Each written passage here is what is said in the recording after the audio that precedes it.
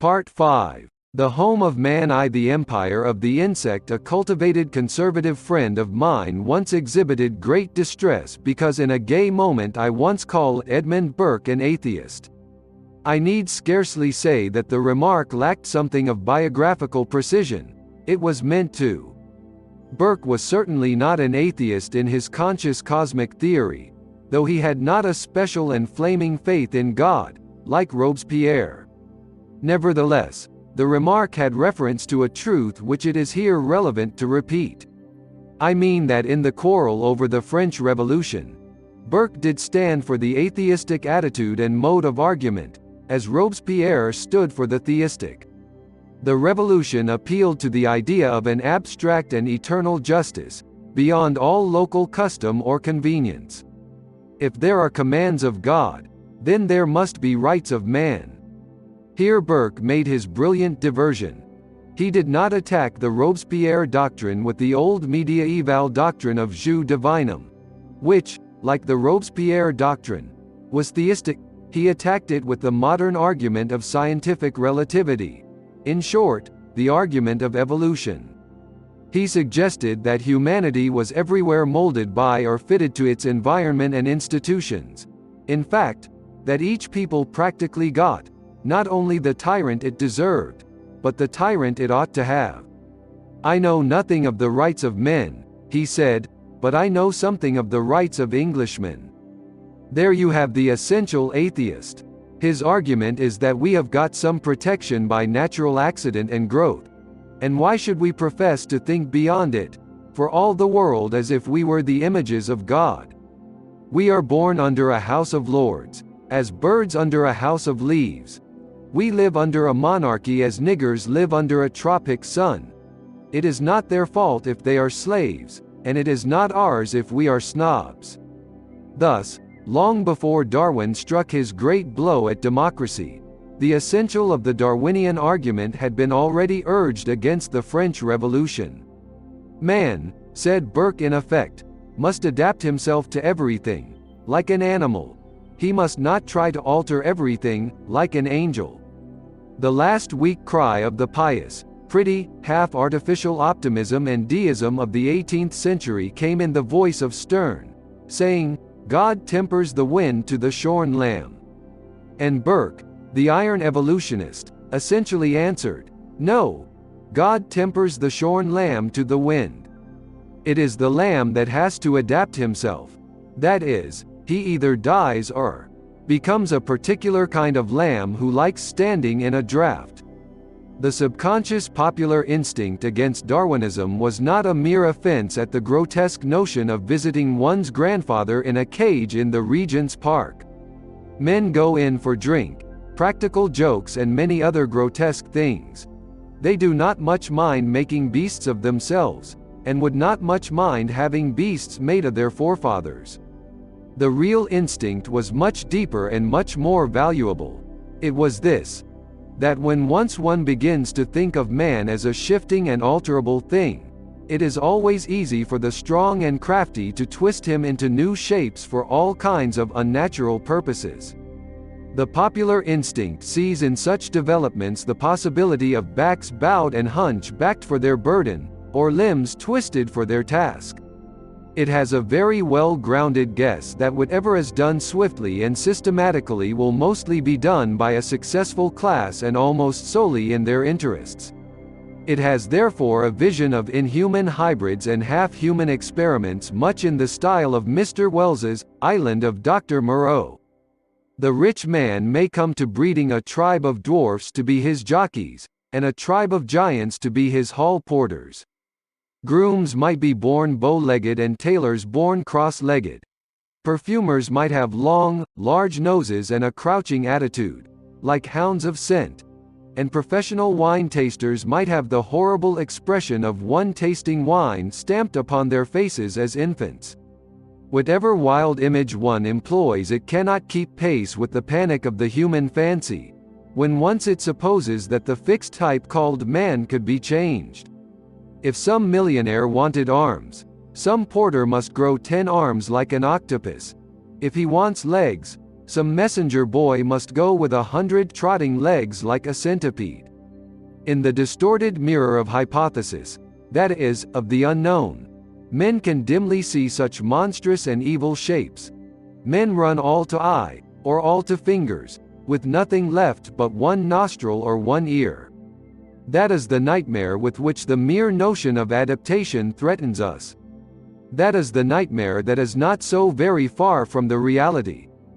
It will be said that not the wildest evolutionist really asks that we should become in any way unhuman or copy any other animal. Pardon me. That is exactly what not merely the wildest evolutionists urge, but some of the tamest evolutionists too. There has risen high in recent history an important cultus which bids fair to be the religion of the future.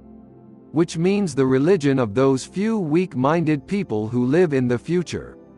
It is typical of our time that it has to look for its God through a microscope, and our time has marked a definite adoration of the insect.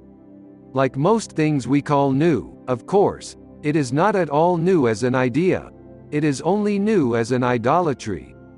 Virgil takes bees seriously, but I doubt if he would have kept bees as carefully as he wrote about them. The wise king told the sluggard to watch the ant, a charming occupation for a sluggard. But in our own time has appeared a very different tone, and more than one great man, as well as numberless intelligent men, have in our time seriously suggested that we should study the insect because we are his inferiors. The old moralists merely took the virtues of man and distributed them quite decoratively and arbitrarily among the animals. The ant was an almost heraldic symbol of industry, as the lion was of courage, or, for the matter of that, the pelican of charity. But if the mediaevals had been convinced that a lion was not courageous, they would have dropped the lion and kept the courage. If the pelican is not charitable, they would say, so much the worse for the pelican. The old moralists, I say, permitted the ant to enforce and typify man's morality. They never allowed the ant to upset it. They used the ant for industry as the lark for punctuality. They looked up at the flapping birds and down at the crawling insects for a homely lesson. But we have lived to see a sect that does not look down at the insects, but looks up at the insects, that asks us essentially to bow down and worship beetles, like ancient Egyptians. Maurice Maeterlinck is a man of unmistakable genius, and genius always carries a magnifying glass. In the terrible crystal of his lens we have seen the bees not as a little yellow swarm, but rather in golden armies and hierarchies of warriors and queens. Imagination perpetually peers and creeps further down the avenues and vistas in the tubes of science, and one fancies every frantic reversal of proportions.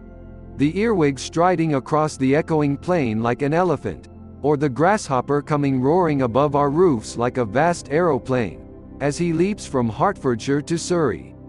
One seems to enter in a dream a temple of enormous entomology, whose architecture is based on something wilder than arms or backbones, in which the ribbed columns have the half-crawling look of dim and monstrous caterpillars, or the dome is a starry spider hung horribly in the void. There is one of the modern works of engineering that gives one something of this nameless fear of the exaggerations of an underworld, and that is the curious curved architecture of the Underground Railway, commonly called the Twopenny Tube. Those squat archways, without any upright line or pillar, look as if they had been tunneled by huge worms who have never learned to lift their heads. It is the very underground palace of the serpent, the spirit of changing shape and color, that is the enemy of man. But it is not merely by such strange aesthetic suggestions that writers like Maeterlinck have influenced us in the matter. There is also an ethical side to the business. The upshot of M. Maeterlinck's book on bees is an admiration, one might also say an envy, of their collective spirituality, of the fact that they live only for something which he calls the soul of the hive. And this admiration for the communal morality of insects is expressed in many other modern writers in various quarters and shapes. In Mr. Benjamin Kidd's theory of living only for the evolutionary future of our race, and in the great interest of some socialists in ants, which they generally prefer to bees, I suppose, because they are not so brightly colored. Not least among the 100 evidences of this vague insectolatry are the floods of flattery poured by modern people on that energetic nation of the Far East, of which it has been said that patriotism is its only religion, or, in other words, that it lives only for the soul of the hive. When at long intervals of the centuries Christendom grows weak, morbid or skeptical, and mysterious Asia begins to move against us her dim populations and to pour them westward like a dark movement of matter, in such cases it has been very common to compare the invasion to a plague of lice or incessant armies of locusts. The Eastern armies were indeed like insects, in their blind, busy destructiveness, in their black nihilism of personal outlook, in their hateful indifference to individual life and love, in their base belief in mere numbers, in their pessimistic courage and their atheistic patriotism. The riders and raiders of the East are indeed like all the creeping things of the earth. But never before, I think, have Christians called a Turk a locust and meant it as a compliment. Now for the first time we worship as well as fear, and trace with adoration that enormous form advancing vast and vague out of Asia, faintly discernible amid the mystic clouds of winged creatures hung over the wasted lands, thronging the skies like thunder and discoloring the skies like rain. Beelzebub, the Lord of Flies. In resisting this horrible theory of the soul of the hive, we of Christendom stand not for ourselves, but for all humanity, for the essential and distinctive human idea that one good and happy man is an end in himself, that a soul is worth saving. Nay, for those who like such biological fancies, it might well be said that we stand as chiefs and champions of a whole section of nature, princes of the house whose cognizance is the backbone, standing for the milk of the individual mother and the courage of the wandering cub, representing the pathetic chivalry of the dog, the humor and perversity of cats, the affection of the tranquil horse, the loneliness of the lion. It is more to the point, however, to urge that this mere glorification of society as it is in the social insects is a transformation and a dissolution in one of the outlines which have been specially the symbols of man. In the cloud and confusion of the flies and bees is growing fainter and fainter, as is finally disappearing, the idea of the human family. The hive has become larger than the house. The bees are destroying their captors. What the locust hath left, the caterpillar hath eaten, and the little house and garden of our friend Jones is in a bad way. Asterisk asterisk asterisk asterisk. 2. The fallacy of the umbrella stand. When Lord Morley said that the House of Lords must be either mended or ended, he used a phrase which has caused some confusion, because it might seem to suggest that mending and ending are somewhat similar things. I wish specially to insist on the fact that mending and ending are opposite things. You mend a thing because you like it. You end a thing because you don't. To mend is to strengthen. I, for instance, disbelieve in oligarchy, so I would no more mend the House of Lords than I would mend a thumbscrew. On the other hand, I do believe in the family. Therefore I would mend the family as I would mend a chair. And I will never deny for a moment that the modern family is a chair that wants mending. But here comes in the essential point about the mass of modern advanced sociologists. Here are two institutions that have always been fundamental with mankind, the family and the state. Anarchists, I believe, disbelieve in both. It is quite unfair to say that socialists believe in the state, but do not believe in the family. Thousands of socialists believe more in the family than any Tory. But it is true to say that while anarchists would end both, socialists are specially engaged in mending, that is, strengthening and renewing, the state, and they are not specially engaged in strengthening and renewing the family. They are not doing anything to define the functions of father, mother, and child, as such. They are not tightening the machine up again. They are not blackening in again the fading lines of the old drawing. With the state they are doing this. They are sharpening its machinery, They are blackening in its black dogmatic lines. They are making mere government in every way stronger and in some ways harsher than before. While they leave the home in ruins, they restore the hive, especially the stings. Indeed, some schemes of labor and poor law reform recently advanced by distinguished socialists amount to little more than putting the largest number of people in the despotic power of Mr. Bumble. Apparently, progress means being moved on by the police. The point it is my purpose to urge might perhaps be suggested thus: that socialists and most social reformers of their color are vividly conscious of the line between the kind of things that belong to the state and the kind of things that belong to mere chaos or uncoercible nature. They may force children to go to school before the sun rises, but they will not try to force the sun to rise. They will not, like Canute, banish the sea, but only the sea bathers. But inside the outline of the state their lines are confused, and entities melt into each other. They have no firm instinctive sense of one thing being in its nature private and another public, of one thing being necessarily bond and another free. That is why piece by piece, and quite silently, personal liberty is being stolen from Englishmen, as personal land has been silently stolen ever since the 16th century. I can only put it sufficiently curtly in a careless simile. A socialist means a man who thinks a walking stick like an umbrella because they both go into the umbrella stand. Yet they are as different as a battle axe and a bootjack. The essential idea of an umbrella is breadth and protection.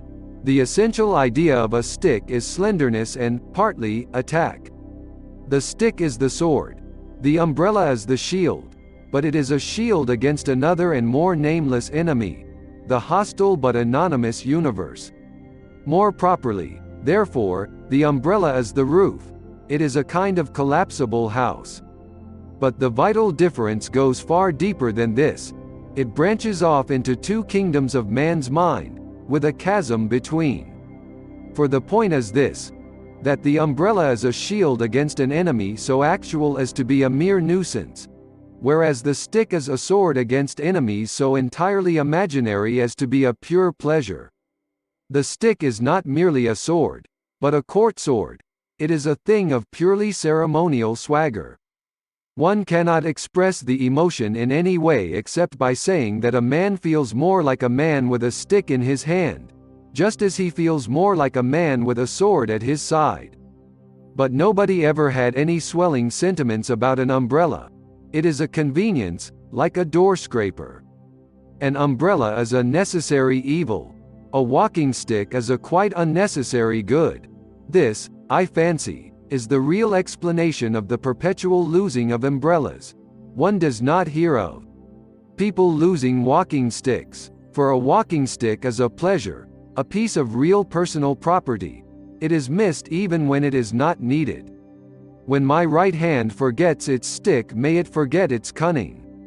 But anybody may forget an umbrella, as anybody might forget a shed that he has stood up in out of the rain. Anybody can forget a necessary thing.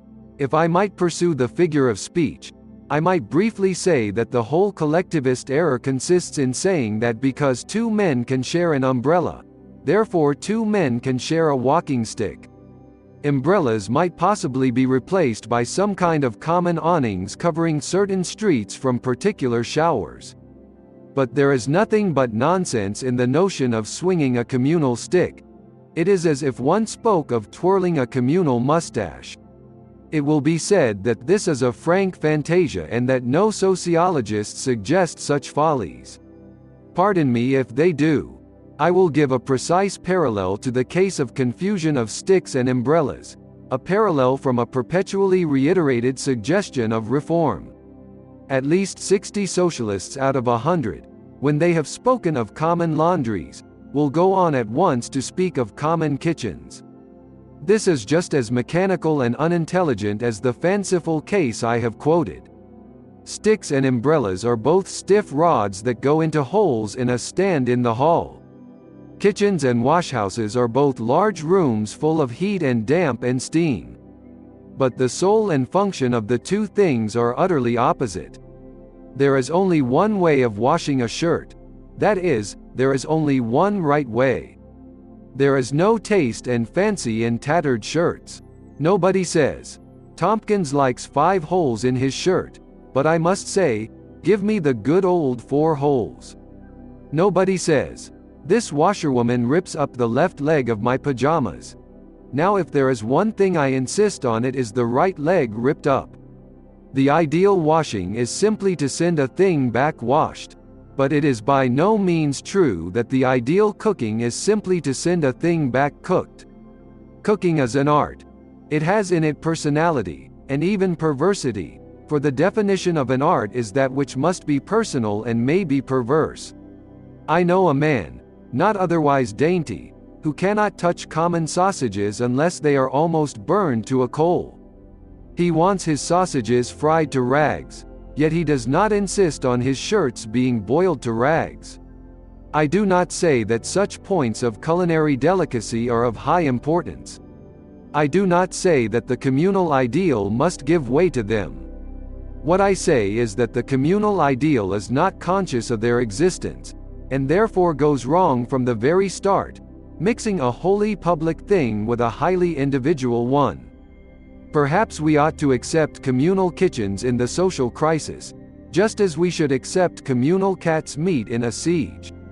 But the cultured socialist, quite at his ease, by no means in a siege, talks about communal kitchens as if they were the same kind of thing as communal laundries. This shows at the start that he misunderstands human nature. It is as different as 3 men singing the same chorus from 3 men playing 3 tunes on the same piano. Asterisk asterisk asterisk asterisk asterisk. 3. The dreadful duty of Gudge in the quarrel earlier alluded to between the energetic progressive and the obstinate conservative, or, to talk a tenderer language, between Hudge and Gudge. The state of cross purposes is at the present moment acute. The Tory says he wants to preserve family life in Cindertown. The socialist very reasonably points out to him that in Cindertown at present there isn't any family life to preserve. But Hudge, the socialist, in his turn, is highly vague and mysterious about whether he would preserve the family life if there were any, or whether he will try to restore it where it has disappeared. It is all very confusing. The Tory sometimes talks as if he wanted to tighten the domestic bonds that do not exist. The socialist as if he wanted to loosen the bonds that do not bind anybody. The question we all want to ask of both of them is the original ideal question. Do you want to keep the family at all? If Hudge, the socialist, does want the family, he must be prepared for the natural restraints, distinctions and divisions of labor in the family. He must brace himself up to bear the idea of the woman having a preference for the private house and a man for the public house. He must manage to endure somehow the idea of a woman being womanly, which does not mean soft and yielding, but handy, thrifty, rather hard, and very humorous. He must confront without a quiver the notion of a child who shall be childish, that is, full of energy, but without an idea of independence, fundamentally as eager for authority as for information and butterscotch. If a man, a woman and a child live together any more in free and sovereign households, these ancient relations will recur, and Hudge must put up with it. He can only avoid it by destroying the family, driving both sexes into sexless hives and hordes, and bringing up all children as the children of the state, like Oliver Twist. But if these stern words must be addressed to Hudge, neither shall Gudge escape a somewhat severe admonition. For the plain truth to be told pretty sharply to the Tory is this, that if he wants the family to remain, if he wants to be strong enough to resist the rending forces of our essentially savage commerce, he must make some very big sacrifices and try to equalize property. The overwhelming mass of the English people at this particular instant are simply too poor to be domestic. They are as domestic as they can manage. They are much more domestic than the governing class, but they cannot get what good there was originally meant to be in this institution, simply because they have not got enough money.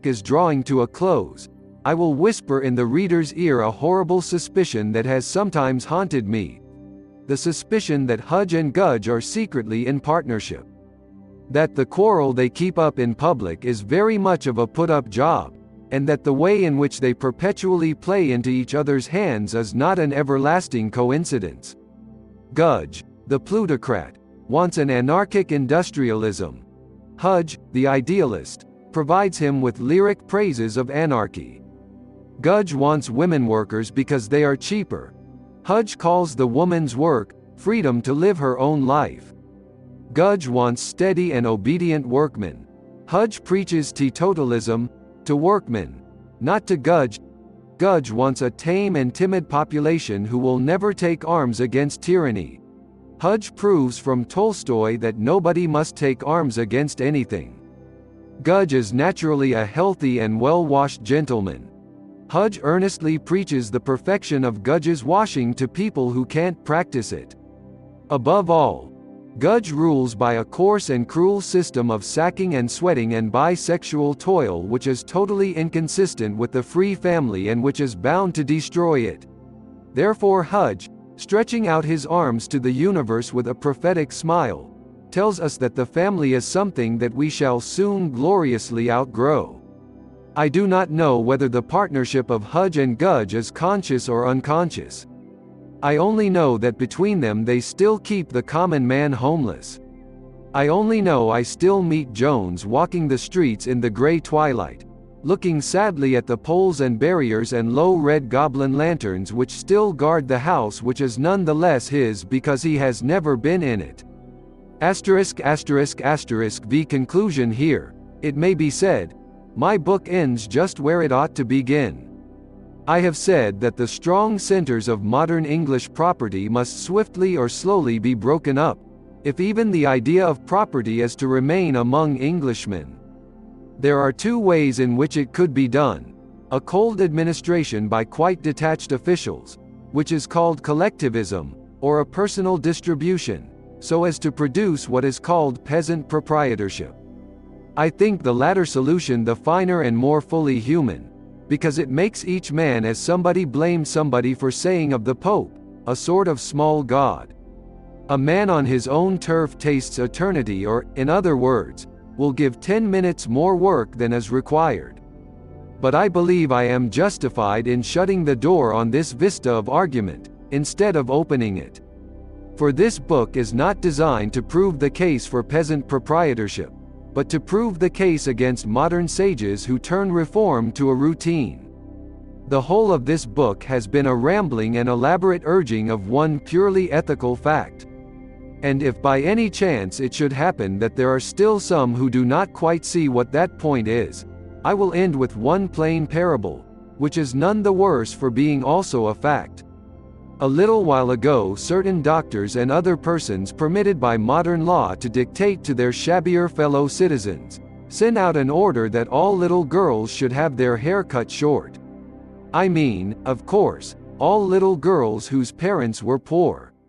Many very unhealthy habits are common among rich little girls, but it will be long before any doctors interfere forcibly with them. Now, the case for this particular interference was this: that the poor are pressed down from above into such stinking and suffocating underworlds of squalor, that poor people must not be allowed to have hair, because in their case it must mean lice in the hair. Therefore, the doctors propose to abolish the hair. It never seems to have occurred to them to abolish the lice. Yet it could be done. As is common in most modern discussions, the unmentionable thing is the pivot of the whole discussion. It is obvious to any Christian man, that is, to any man with a free soul, that any coercion applied to a cabman's daughter ought, if possible, to be applied to a cabinet minister's daughter. I will not ask why the doctors do not, as a matter of fact, apply their rule to a cabinet minister's daughter. I will not ask, because I know. They do not because they dare not. But what is the excuse they would urge? What is the plausible argument they would use? For thus cutting and clipping poor children and not rich? Their argument would be that the disease is more likely to be in the hair of poor people than of rich.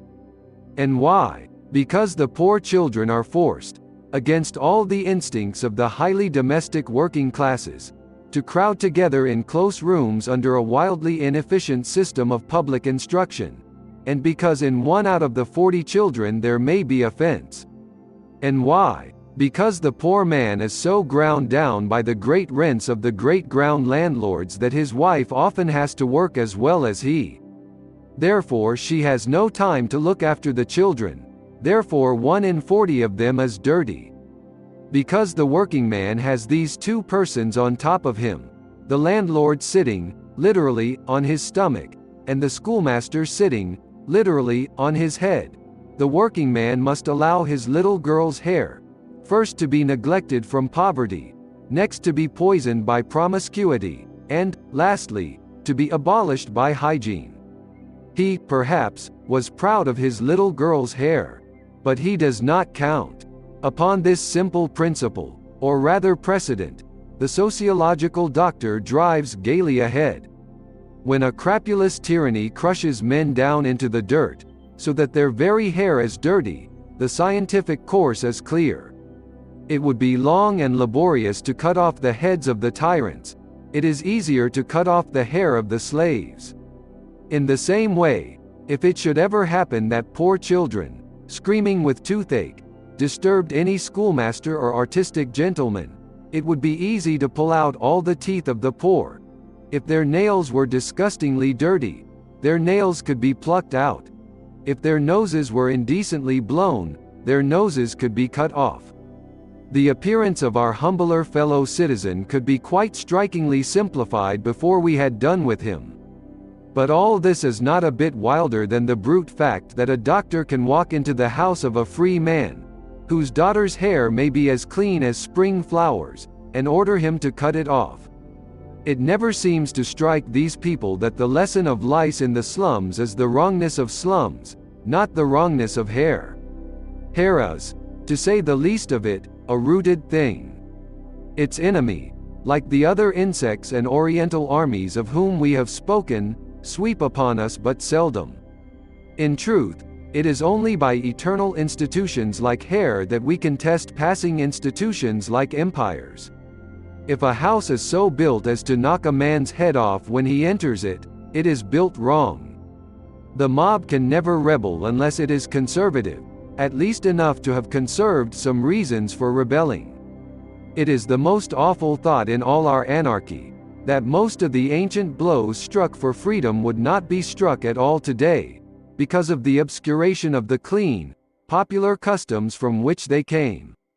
The insult that brought down the hammer of Wat Tyler might now be called a medical examination.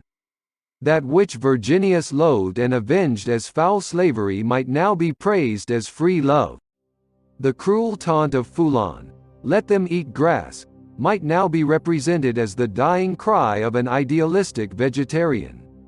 Those great scissors of science that would snip off the curls of the poor little school children are ceaselessly snapping closer and closer to cut off all the corners and fringes of the arts and honors of the poor. Soon they will be twisting necks to suit clean collars, and hacking feet to fit new boots. It never seems to strike them that the body is more than raiment, that the Sabbath was made for man, that all institutions shall be judged and damned by whether they have fitted the normal flesh and spirit. It is the test of political sanity to keep your head. It is the test of artistic sanity to keep your hair on. Now the whole parable and purpose of these last pages, and indeed of all these pages, is this: to assert that we must instantly begin all over again, and begin at the other end. I begin with a little girl's hair.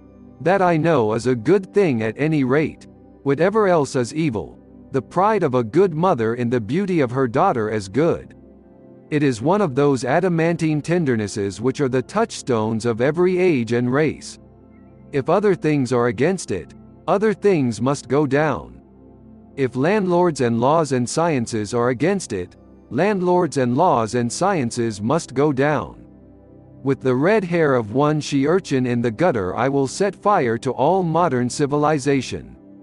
Because a girl should have long hair, she should have clean hair.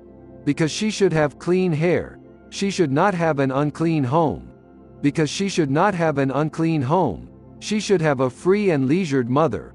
Because she should have a free mother, she should not have an usurious landlord. Because there should not be an usurious landlord, there should be a redistribution of property. Because there should be a redistribution of property, there shall be a revolution. That little urchin with the gold-red hair, whom I have just watched toddling past my house, she shall not be lopped and lamed and altered. Her hair shall not be cut short like a convict's. No, all the kingdoms of the earth shall be hacked about and mutilated to suit her. She is the human and sacred image. All around her the social fabric shall sway and split and fall. The pillars of society shall be shaken, and the roofs of ages come rushing down, and not one hair of her head shall be harmed. 3 notes I on female suffrage, not wishing to overload this long essay with too many parentheses. Apart from its thesis of progress and precedent, I append here 3 notes on points of detail that may possibly be misunderstood.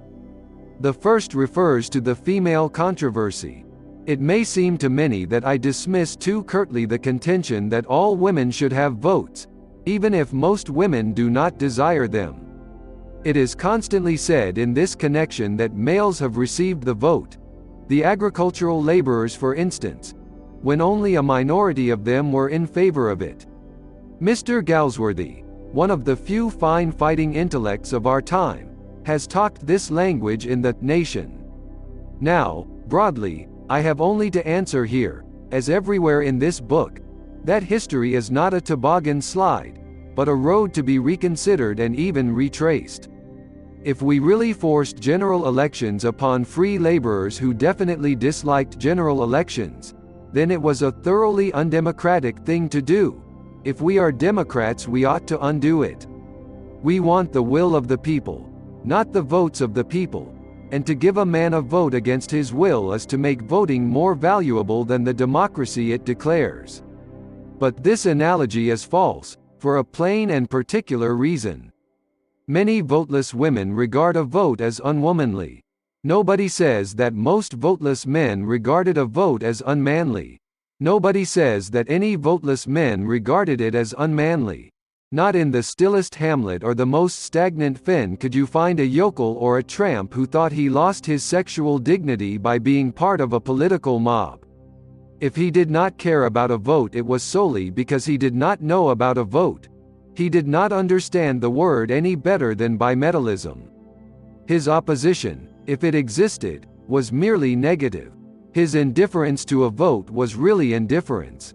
But the female sentiment against the franchise, whatever its size, is positive. It is not negative. It is by no means indifferent.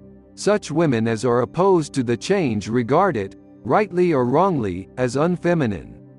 That is, as insulting certain affirmative traditions to which they are attached. You may think such a view prejudiced, but I violently deny that any Democrat has a right to override such prejudices, if they are popular and positive. Thus he would not have a right to make millions of Muslims vote with a cross if they had a prejudice in favor of voting with a crescent. Unless this is admitted, democracy is a farce we need scarcely keep up. If it is admitted, the suffragists have not merely to awaken an indifferent, but to convert a hostile majority. ******** 2. On Cleanliness in Education. On re-reading my protest, which I honestly think much needed, against our heathen idolatry of mere ablution, I see that it may possibly be misread. I hasten to say that I think washing a most important thing to be taught both to rich and poor. I do not attack the positive but the relative position of soap. Let it be insisted on even as much as now, but let other things be insisted on much more. I am even ready to admit that cleanliness is next to godliness, but the moderns will not even admit godliness to be next to cleanliness. In their talk about Thomas Becket and such saints and heroes, they make soap more important than soul. They reject godliness whenever it is not cleanliness. If we resent this about remote saints and heroes, we should resent it more about the many saints and heroes of the slums, whose unclean hands cleanse the world. Dirt is evil chiefly as evidence of sloth, but the fact remains that the classes that wash most are those that work least. Concerning these, the practical course is simple. Soap should be urged on them and advertised as what it is, a luxury. With regard to the poor also, the practical course is not hard to harmonize with our thesis. If we want to give poor people soap, we must set out deliberately to give them luxuries. If we will not make them rich enough to be clean, then emphatically we must do what we did with the saints. We must reverence them for being dirty. ****3. On Peasant Proprietorship. I have not dealt with any details touching distributed ownership, or its possibility in England, for the reason stated in the text. This book deals with what is wrong in our root of argument and effort. This wrong is, I say, that we will go forward because we dare not go back. Thus the socialist says that property is already concentrated into trusts and stores. The only hope is to concentrate it further in the state. I say the only hope is to unconcentrate it. That is, to repent and return. The only step forward is the step backward. But in connection with this distribution, I have laid myself open to another potential mistake. In speaking of a sweeping redistribution, I speak of decision in the aim, not necessarily of abruptness in the means. It is not at all too late to restore an approximately rational state of English possessions without any mere confiscation. A policy of buying out landlordism, steadily adopted in England as it has already been adopted in Ireland, notably in Mr. Wyndham's wise and fruitful act, would in a very short time release the lower end of the see-saw and make the whole plank swing more level. The objection to this course is not at all that it would not do, only that it will not be done. If we leave things as they are, there will almost certainly be a crash of confiscation. If we hesitate, we shall soon have to hurry. But if we start doing it quickly, we have still time to do it slowly. This point, however, is not essential to my book. All I have to urge between these two boards is that I dislike the big Whiteley shop, and that I dislike socialism because it will, according to socialists, be so like that shop. It is its fulfillment, not its reversal. I do not object to socialism because it will revolutionize our commerce, but because it will leave it so horribly the same. End of Project Gutenberg's What's Wrong with the World, by G. K. Chesterton.